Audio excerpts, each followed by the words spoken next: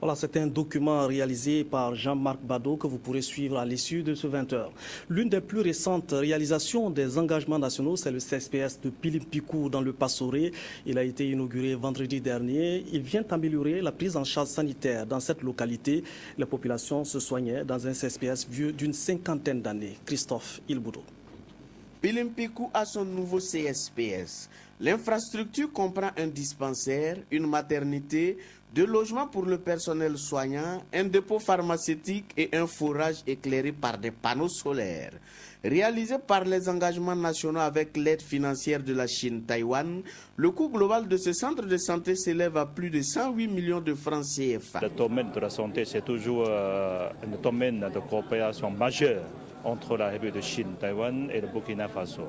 Au niveau de l'ambassade, on travaille aussi directement avec le ministère de la Santé pour construire d'autres CSPS, CM et d'autres unités sanitaires au profit de la population burkinabé.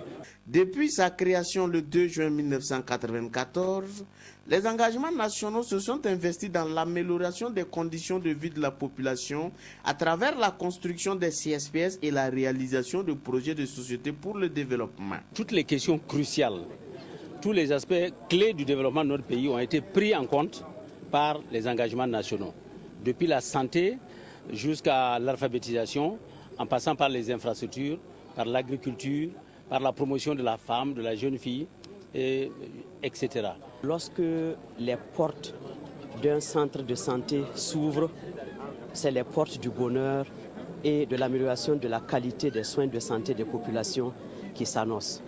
Et en tant que fille ressortissante élue de cette province, je ne pouvais pas rester en marge de cette belle initiative. C'est avec joie que les filles et fils de Pilimpikou, avec à leur tête le maire de la commune, ont accueilli le joyau. Nous sommes très contents pour ce CSPS que nous venons de recevoir. Nous remercions l'État burkinabé, la République de Chine-Taïwan et surtout les engagements nationaux pour ce qu'ils ont fait pour Pilimpikou. L'inauguration de ce CSPS est un avant-goût des festivités du 20e anniversaire des engagements nationaux prévu pour se tenir le 2 juin prochain. La session des lois ouvertes le 5 mars 2014 s'est achevée cet après-midi. Une vingtaine de lois ont été examinées et plus de 80 questions orales adressées au gouvernement. Le compte rendu de Sylvain Vebamba. De l'unique discours du président de l'Assemblée nationale qui a été l'élément constitutif de cette cérémonie solennelle, on peut retenir le bilan de cette première session ordinaire où 25 projets de loi étaient inscrits à l'ordre du jour. 22 lois ont été adoptées, 3 textes ont été retirés. S'agissant du contrôle de l'action gouvernementale, le président Sungalo Apollinaire Ouattara a souligné le passage du Premier ministre devant la représentation nationale pour le discours sur la situation de la nation et les questions au gouvernement. 84 questions, dont 65 orales avec ou sans débat, 14 questions écrites et 5 questions d'actualité. Tout ce travail s'est effectué dans un climat apprécié par le président de l'Assemblée nationale. C'est le moment pour moi de féliciter les députés pour leur participation soutenue et active aux travaux en commission, mais aussi de féliciter et de remercier tous les acteurs qui ont été en bonne intelligence avec la procédure législative.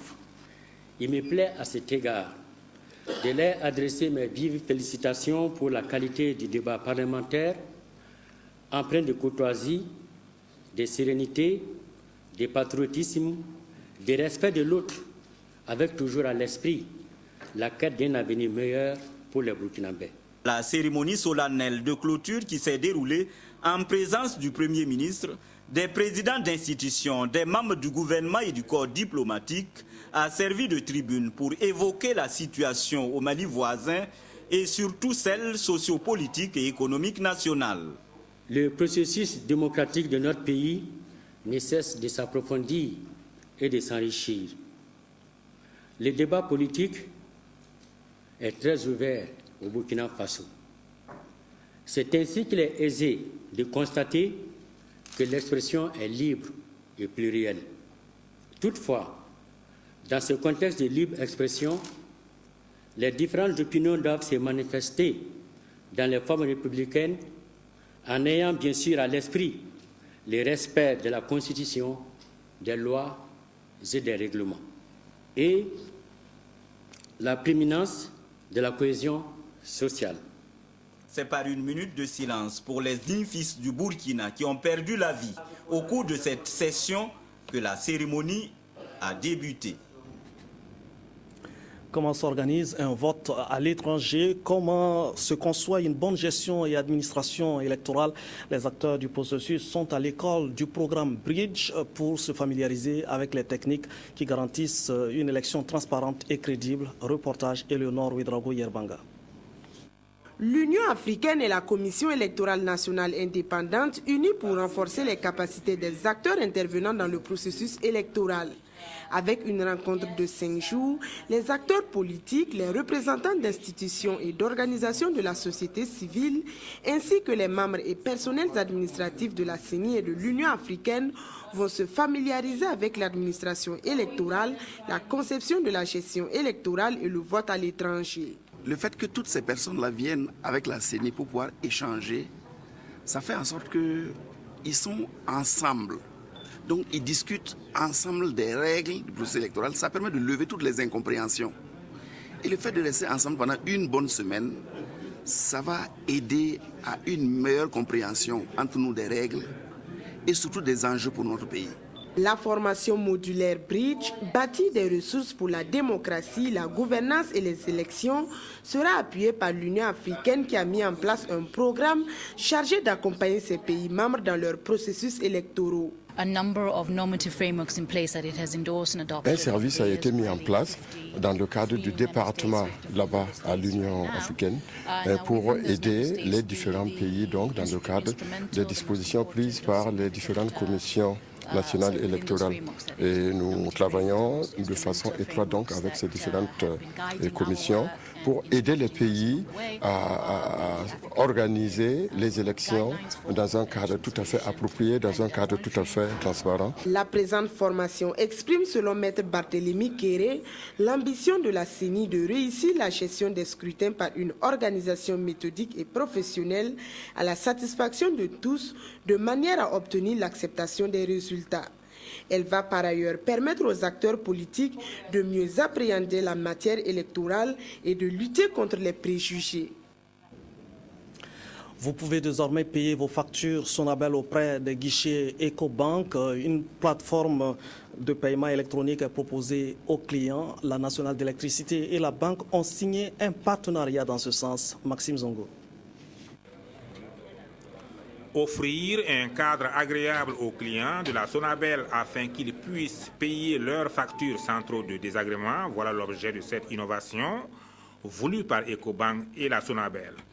L'opération, qui était en expérimentation il y a de cela quelques mois, est officiellement lancée à travers cette signature de convention.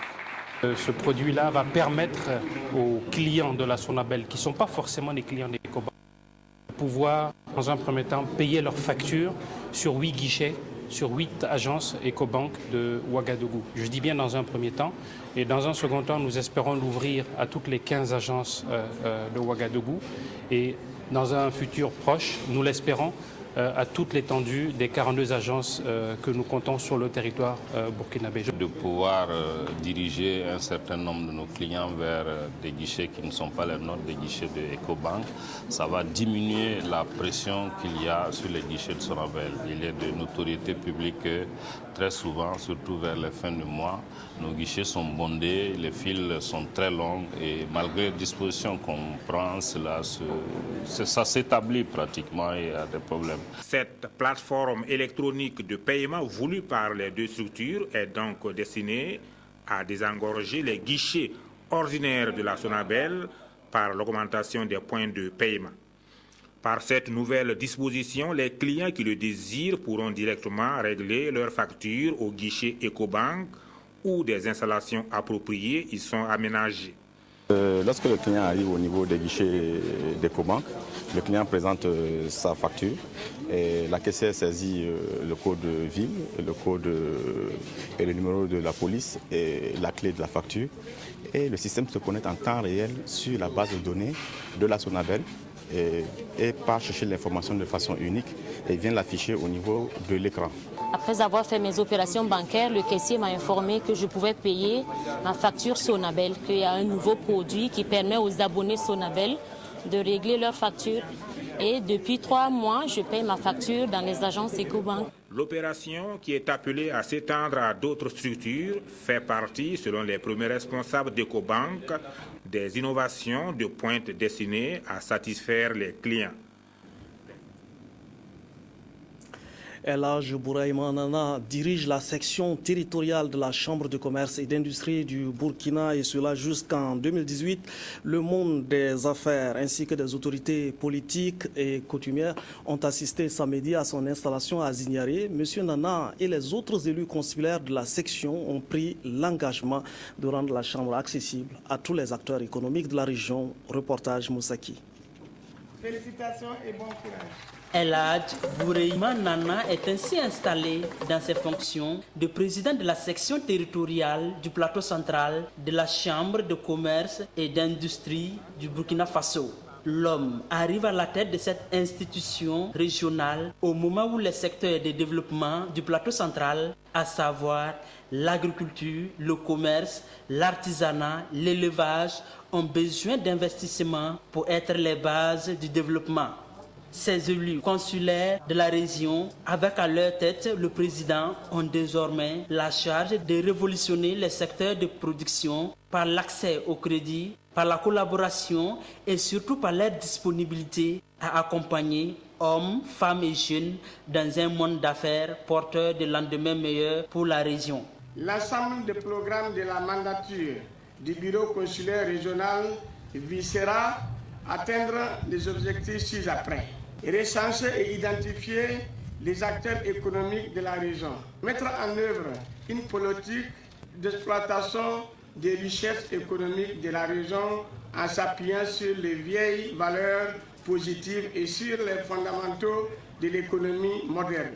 La Chambre de commerce et d'industrie dans le plateau central s'inscrit dans une politique de mise en œuvre de la stratégie de déploiement de l'institution dans les 13 régions.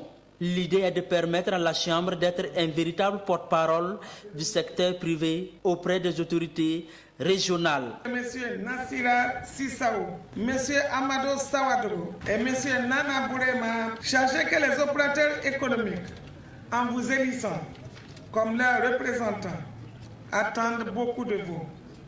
Soyez donc solidaires et cultivez toujours l'esprit d'une bonne collaboration. Soyez disponibles, accessibles et à l'écoute des doléances des opérateurs économiques de votre région. Coupure de ruban, visite des locaux du siège de la Chambre de commerce et d'industrie du plateau central ont mis fin à cette cérémonie d'installation. Le 3e Salon international de l'énergie et des mines ainsi que des carrières aura tenu toutes ses promesses.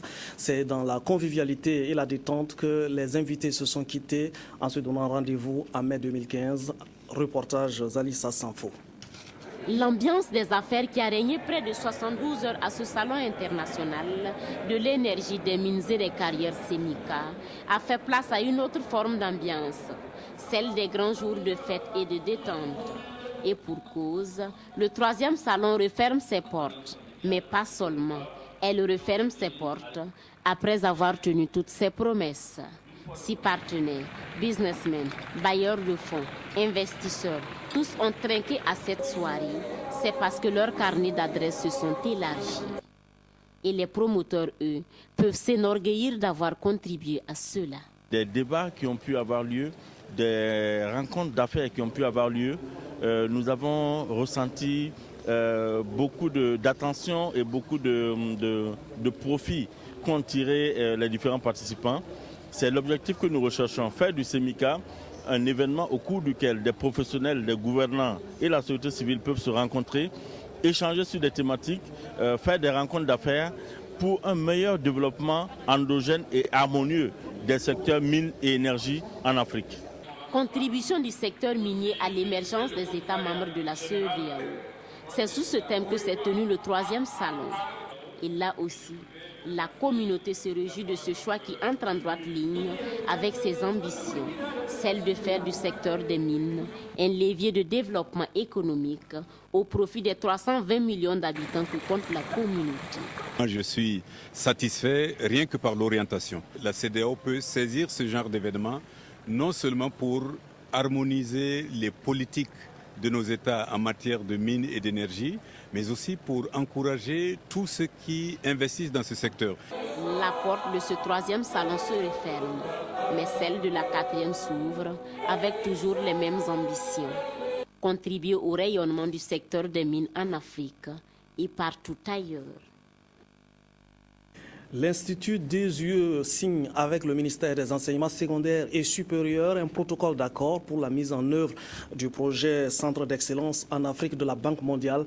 Ce protocole permet d'octroyer des bourses d'études aux étudiants et chercheurs des universités publiques du Burkina Faso. Reportage de Youmania Doussa Bachirou et Adama Koulibaly. 120 bourses d'études au profit des étudiants et chercheurs des universités publiques du Burkina. C'est l'objet de la signature de convention entre le ministère des Enseignements secondaires et supérieurs et l'Institut international d'ingénierie de l'eau et de l'environnement d'Ozier sur la période 2014-2018. Cette convention qu'on vient de signer, le gouvernement a souhaité obtenir la formation de 80 étudiants dans le domaine de l'eau, de l'énergie et de l'environnement, et y compris le génie civil au niveau bachelor. Et aussi de pouvoir former 40 étudiants également au niveau master dans les spécialités dont 2 IE effectivement disposent. Alors comme on est en train de vouloir préparer le baccalauréat de cette année, nous souhaiterons pouvoir lancer effectivement les appels d'offres pour que les nouveaux bacheliers qui souhaiteraient s'inscrire dans les filières en question ou encore les anciens étudiants de nos universités qui souhaitent effectivement enclencher les études de master de ce côté, qu'ils puissent effectivement donc soumissionner. À travers cette convention, 2IE entend contribuer à renforcer le tissu académique et scientifique du Burkina Faso. Cet accord que nous venons de signer élargit justement la palette de collaboration avec les universités publiques du Burkina Faso à travers ce partenariat que nous venons de signer et notamment en accueillant des chercheurs, en favorisant des échanges d'enseignants-chercheurs, mais aussi en utilisant les différentes plateformes scientifiques et de recherche qui se trouvent à 2 yeux sur ces 2 campus, Ouaga et Kambonse, mais aussi utiliser les plateformes des universités publiques qui peuvent être complémentaires de ce que nous avons déjà ou de ce que nous aurons à commander et à mettre en place dans le cadre de ce projet. Faisant partie des 19 universités et centres de recherche qui ont été sélectionnés en Afrique pour devenir des centres d'excellence par la Banque mondiale, 2IE a bénéficié d'une allocation de 80 millions de dollars pour la mise en œuvre de ce projet. Et selon le ministre des Enseignements secondaires et supérieurs, cela n'est que le début d'une action concrète qui va renforcer le capital humain en vue d'atteindre un des objectifs principaux de la stratégie de croissance accélérée et de développement durable. L'examen du CPE arabe a débuté ce matin. 475 candidats composent dans 12 centres d'examen. Les disciplines comme la dictée, la rédaction et la lecture sont obligatoires dans les 2 langues, aussi bien en français qu'en arabe, et pour tous les candidats. Mais les choses ont commencé ce matin par l'épreuve d'histoire. Reportage Adama Koulibaly. Composés en français ou en arabe, les candidats au certificat d'études primaires franco-arabes avaient le choix pour cette première épreuve qu'est l'histoire-géographie. Mais pour d'autres compositions, notamment la dictée, l'étude de texte ou encore la rédaction, ils devraient les faire obligatoirement dans les 2 langues. Ce sont au total 475 candidats qui sont dans le starting block pour la session 2014 de l'examen du CEP franco-arabe. La première épreuve qui a été ouverte, c'est l'épreuve d'histoire-géographie. Donc les élèves vont composer dans ces 2 disciplines, ou bien c'est considéré comme une seule discipline, histoire-géo. Donc à ce niveau, l'élève a le choix, comme vous avez vu les sujets, de composer soit en arabe ou en français. C'est ce que nous avons vu. Donc c'est la première enveloppe que nous avons ouverte. Mais ces structures-là, ces 6 structures, ont décidé depuis l'année passée d'organiser ensemble à la même date et d'avoir des épreuves communes. Cette année, effectivement, elles ont identifié 4 épreuves communes, elles vont composer ensemble. Donc nous les encourageons, nous les félicitons, nous les encourageons toujours à aller dans le sens effectivement voulu par la réforme des écoles franco-arabes. Et depuis quelques années déjà, la Fédération des associations des établissements franco-arabes au Burkina Faso, FAEFA, œuvre pour que le CEP franco-arabe soit organisé au même moment pour l'ensemble des structures membres. Il y a longtemps que nous étions en train de lutter pour que tous les établissements franco-arabes puissent organiser leur CEP unis en même temps et en même date, depuis longtemps, depuis la création de notre association, depuis 2008. Et vraiment, nous avons des objectifs bien déterminés. Nous prenons des démarches auprès des autorités concernées pour expliquer et faire comprendre l'importance de l'enseignement franco-arabe au Burkina Faso, pour que ces autorités puissent prendre en compte ces établissements franco-arabes et leur apporter du soutien. La FAEFA a surtout pour credo d'améliorer le niveau de français de ces établissements afin de pouvoir organiser un examen unique reconnu par l'État qui puisse permettre aux élèves de s'intégrer dans la vie active. Pendant ce temps, les candidats au BPC s'apprêtent à affronter les épreuves demain. L'heure est au dernier réglage après une année de préparation. Sylvestre Da a fait le tour des lycées et collèges de Ouagadougou à quelques heures maintenant du début des épreuves. Les candidats sont partagés entre angoisse, appréciation, optimisme et impatience. Reportage. Moumouni Zabré et sa camarade sont tous les deux élèves en classe de 3e au lycée Philippe Zenda Kabolé. En ce dernier jour avant le début des épreuves du BEPC, l'heure pour eux est aux dernières révisions. Durant toute l'année scolaire, après j'ai vraiment bossé. J'ai bossé de tout cœur parce que je veux avoir le BEPC là. Par contre, pour Issa Kafando et ses camarades, également candidats au BEPC, ce 2 juin est une journée de repos. Ils ont choisi de rester loin des cahiers libres. Ils en profitent pour retrouver leurs centres et salles de composition. Les enseignants ont fini les programmes, donc on est très content de passer le BPC. Mais Inch'Allah, on est sûr qu'on va gagner le BPC. Même ce matin, même si vous pouvez commencer ce matin, je suis prêt. Dans les lycées et collèges d'enseignement général, mais aussi technique, comme c'est le cas ici au lycée professionnel Sangoulé-la-Mizana, les révisions vont bon train. Ils sont environ 200 000 candidats en lice aux examens du BEPC, du BEP et du CAP qui débutent tous ce 3 juin dans l'ensemble du territoire national, dont près de 60 000 dans la région du centre. Quelques petites difficultés d'ordre organisationnel ne manquent pas, mais dans l'ensemble, candidats et organisateurs se disent prêts. Le chef de zone a déjà amené du matériel et actuellement on est en train de faire les numérotations dans les salles. Quelques difficultés, c'est surtout au niveau du matériel. Maintenant, pêche, on va faire avec seulement. Comme on a augmenté le nombre de jurys, peut-être c'est ce qui crée ces difficultés-là, mais on va gérer. À la suite du BEPC, le prochain examen au programme organisé par le ministère de l'Enseignement secondaire et supérieur est le baccalauréat, prévu du 19 juin au 3 juillet. On dénomme au plan national environ 60 000 candidats répartis dans les différentes séries. Des candidats qui sont également à pied d'œuvre. Pour la dernière ligne droite, beaucoup privilégient les travaux en groupe et certains la retraite académique. Comme nous sommes des élèves de l'AD, on met l'accent surtout sur maths, SVT, PC, mais aussi sur les matières littéraires parce que le plus souvent en D, la littérature compte beaucoup et puis ça nous aide beaucoup aussi. Donc. Chez nous en série A, la subjectivité a une place importante, surtout en philosophie et en français. Donc on souhaite seulement que les correcteurs puissent bien corriger et pour qu'ils nous comprennent aussi.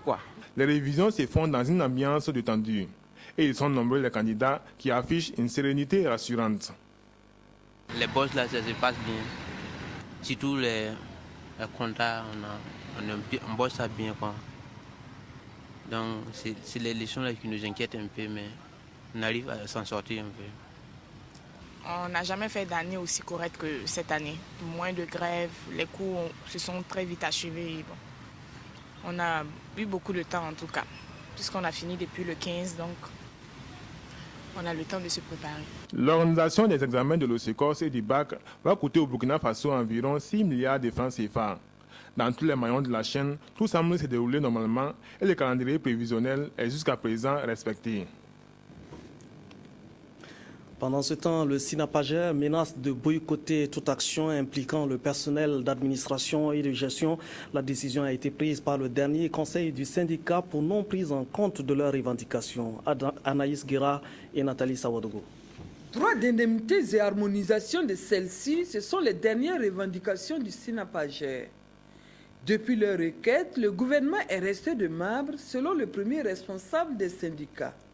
Les 13 représentants des régions se sont donc mis autour de la table et menacent de boycotter les activités au sein du ministère de l'enseignement de base, mais aussi du secondaire et du supérieur. Première conséquence potentielle, les examens de fin d'année. Nous n'avons pas attendu l'approche des examens. Je vous ai dit, nous avons eu à observer 2 sittings. Nous avons eu d'abord à interpeller le Premier ministre, le ministre de l'économie et des finances, le ministre des enseignements secondaires, le ministre de la fonction publique. À toutes ces interpellations, nous avons reçu comme réponse du mépris et de la banalisation. Une réponse qui est claire sur la détermination du SYNAPAGER. Si le gouvernement n'est pas enclin à négocier, de nombreuses activités seront donc probablement perturbées. Le festival Ciné Droit Libre a ouvert ses portes ce dimanche à l'Institut français de Ouagadougou. L'ouverture était empreinte d'humour et de couleur et de bonne ambiance.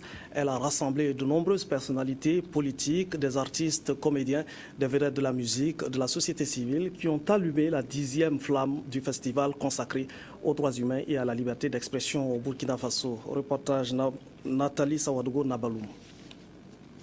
Le Petit Méliès a refusé du monde. Des personnalités et sommités politiques, des vedettes de la musique, des artistes comédiens, des réalisateurs, des militants des droits humains, de la société civile, bref, toutes les composantes de la société se sont retrouvées pour cette 10e édition du Festival Ciné Droit Libre.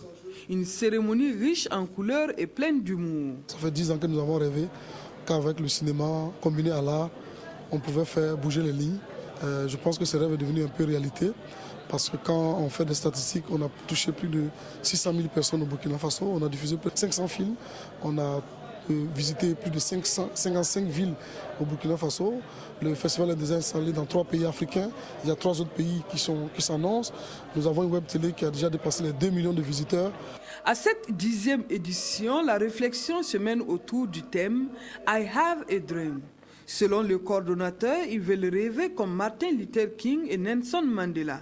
Et le choix du parrain à la personne de l'ancien président ghanéen, John Kerry Rawlings, n'est pas fortuit. Nous avons choisi Rawlings comme parrain parce que pour nous, il reste une icône. C'est quelqu'un qui a donc été président sous état d'exception, qui est passé aussi dans un état démocratique, qui a su réussir la transition au Ghana. Aujourd'hui, le Ghana est cité comme un exemple démocratique. Et je pense que ça a été son œuvre, parce qu'il a voulu aussi, il a décidé, il n'a pas voulu engager le Ghana sur des sentiers incertains. Et c'est pour ça que pour nous, il a des conseils à nous donner. Festival Ciné Droit Libre a pu se réaliser grâce à des partenaires techniques et financiers comme l'ambassade de France et du Danemark. Ce festival présente beaucoup d'innovations, comme la compétition des films pour le Grand Prix du festival, le prix du public et des prix spéciaux. Il y a aussi le village du festival et une rue marchande. À l'occasion, un film du réalisateur Inoussa Kaboré sur le thème « I have a dream » a été projeté. Dénoncer, interpeller tout en apportant la bonne humeur. Le pari est gagné une nouvelle fois par le FIRO, le Festival international du rire, de l'humour de Ouagadougou. La 7e édition a clos ses activités par une soirée de gala à laquelle a pris part une belle brochette de comédiens humoristes d'ici et d'ailleurs. Reportage signé de Jacques Lamissa Tarpaga. Il y a des personnes qui ont perdu leur famille. Il y a eu des grossesses bizarre, de Wortol qui s'est passé. Et franchement, la guerre aujourd'hui. De l'humour à la dénonciation, il n'y a qu'un pas et ils l'ont tous franchi au dernier acte du FIRO, le Festival international du rire et de l'humour de Ouagadougou. À ce gala dit de la thérapie par l'humour, les prestations faisaient rire, mais aussi prendre conscience. Il y a un programme sénégalais qui dit tout le monde n'y peut dire rébellion n'y coup d'état n'y manifestation n'y. Excellence, oui. L'humour juste pour rire, l'Afrique n'en a plus besoin, quoi. Nous, on pense qu'aujourd'hui, l'humour africain doit pouvoir faire passer des messages de la même façon que les écrivains le font, de la même façon que les chanteurs le font. L'humour aussi doit être une nivaquine sucrée. Ça veut dire qu'un fond de message habillé d'un brin d'humour pour qu'à chaque prestation, au moins il y a quelque chose, il y a une traçabilité qui reste dans l'esprit de ceux qui assistent pour que la pérennité soit assurée. Sinon, on rit aujourd'hui et puis on passe sous silence la réalité. Je pense que ce n'est pas ça la solution. Dénoncer, désamorcer un peu les crises sociopolitiques par le rire, ça c'est un. Et deuxièmement, à travers le rire, on passe des messages qui sont aussi poignants. C'est un style, c'est une forme d'exprimer ce qu'on a au fond de nous. Ils sont venus de la Côte d'Ivoire, du Mali, du Togo et du Burkina Faso. C'est un pari réussi pour la promotrice et ses partenaires. Chaque année, on essaie de faire de notre mieux pour faire grandir cet événement et qui est incontournable maintenant dans le domaine de l'humour au Burkina Faso et qui est d'ailleurs le premier festival international du rire au Burkina Faso. Et donc, on essaiera toujours de vous épater, d'ajouter beaucoup de choses pour que le public soit bien. On dit que rire aux éclats prolonge la vie. Ce soir, elle a fait prolonger la vie de beaucoup de personnes dans cette salle. Et je ne peux que la féliciter, l'encourager à continuer à persévérer. Le Firo 2014 s'achève ainsi. Rire et humour pour corriger les tares de la société. Ce sera encore l'année prochaine pour la 8e édition.